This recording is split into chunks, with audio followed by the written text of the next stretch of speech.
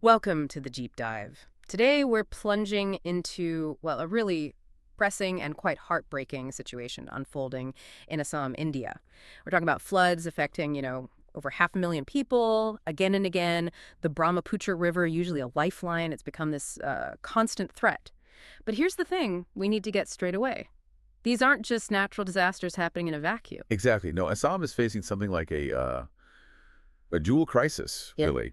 On one hand, you've got these natural events, floods, huge landslides getting much worse, clearly linked to climate change, Mhm. and you see the impact on infrastructure. It's fragile. Bridges, like that key one in Kalain Silchar, just giving way. But layered right onto that, and maybe even harder to tackle, is this deep human rights issue. It's all tied up with migration, citizenship. Yeah. It's complicated. Right. And that's what we want to sort of unpack in this deep dive. How do these environmental crises, these human rights challenges, and frankly, specific political choices all connect in this one region? It really makes you think, what does it mean if you're suddenly seen as a foreigner and the only place you've ever called home? Let's get into it. When you just look at the sheer numbers, the scale of these floods, 500,000 people, year in, year out, it feels like this awful repeating code. Our sources really paint this picture of communities just trapped, And the Brahmaputra, it's gone from provider to this overwhelming power. What's really striking, though, is what this reveals about the underlying weaknesses. Yeah, what jumps out from the research is how this huge force of nature really tests the state's ability, or sometimes its, well, inability, to cope effectively. It's not just about more water.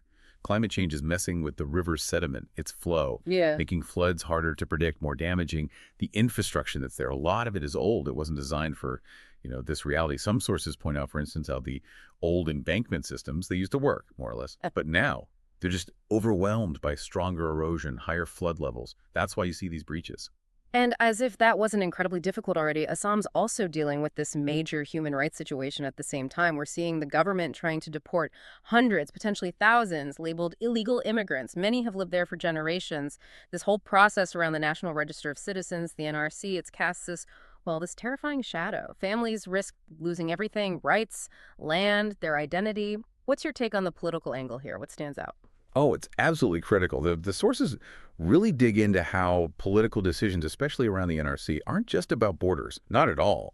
They seem to be tangled up with internal pressures about demographics, worries about local resources, maybe even election calculations.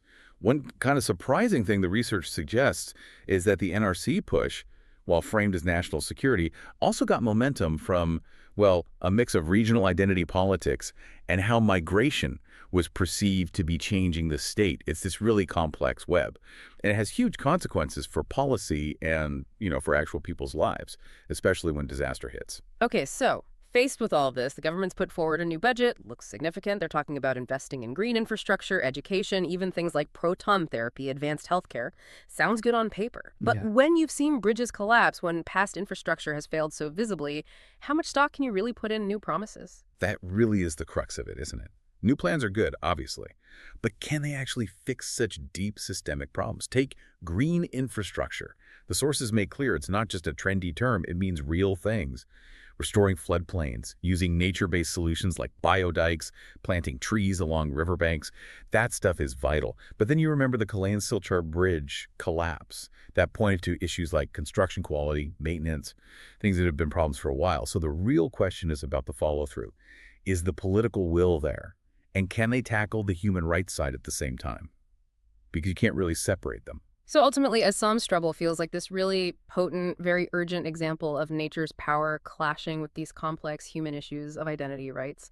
The new budget does signal some intent, investing in resilience, social support. Yes, but the big question mark, and the research really hammers this home, is whether these investments can tackle not just the floods and the climate impact, but also the embedded political and social issues, the ones that fuel things like the NRC concerns.